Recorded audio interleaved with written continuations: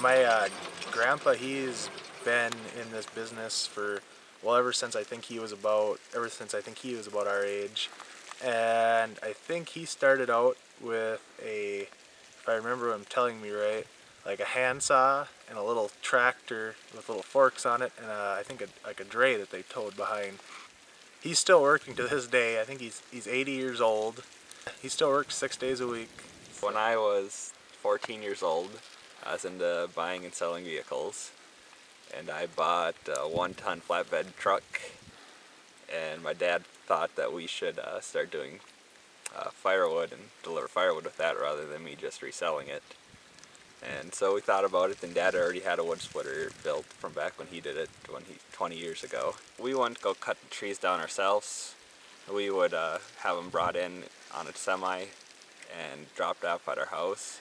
So we'd buy, I don't know, 200 to 400 cords of wood from the guy that owned this equipment before us.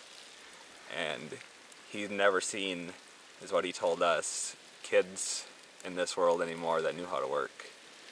So then when he was moving to Texas and starting up a business down there, I guess he probably didn't want to see the whole business that he already built up, just, drop it. So he wanted to see somebody else do good with it. We had thought about it, and so the day I turned 18, we decided to buy the equipment from him. We're gonna try to buy wood from anywhere in Cook County. We move around every couple months, just depending on the size of the block that we're cutting. This is a pretty big block here. We put in a good hours, about 6 days a week, probably 12 hours a day. So then once I get home, then all the business end starts. I like it. It wouldn't be for everyone, because if you're a person who has to be around people, you look around, there's not a whole lot of people around. I like the business end of it. I've always liked, trying to figure out how to make money and how to make it better and with the least amount of work possible. So I guess that's always my end of the deal, and I'm always trying to figure out what I can do to make a little more and work a little less. So. This town, it actually started out as a town that was mainly made just for logging. That's what the whole harbor and everything was used for. But nowadays, I think it mainly grows on tourism, I would say. A lot of people our age or my age, when they graduate high school, they'd either go off to college not knowing for sure what they're going to do, and anybody else that stayed back here would go work at the ski hill out in Lutsen or work at a gas station. A lot of people, I guess, that stay here try and find odd jobs here and there, but nothing's real steady for them. There's only a few people from our school that I'd hire.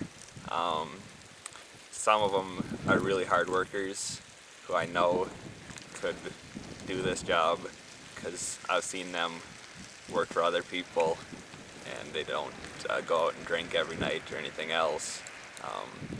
And then there's other people that, may not have been quite as hard workers for jobs, but they worked hard in school and got super good grades, and they were a smart guy, so they could, if they wanted the job, and we had a job opening, I'd consider them. But for the majority of the class in school, I would not hire at all. Just this job, it wouldn't be just for any person. Your mind has to think efficiently.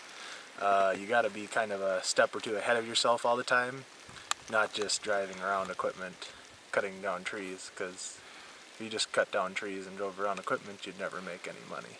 Growing up in Hovland, I really enjoyed, mainly because our family has always been close.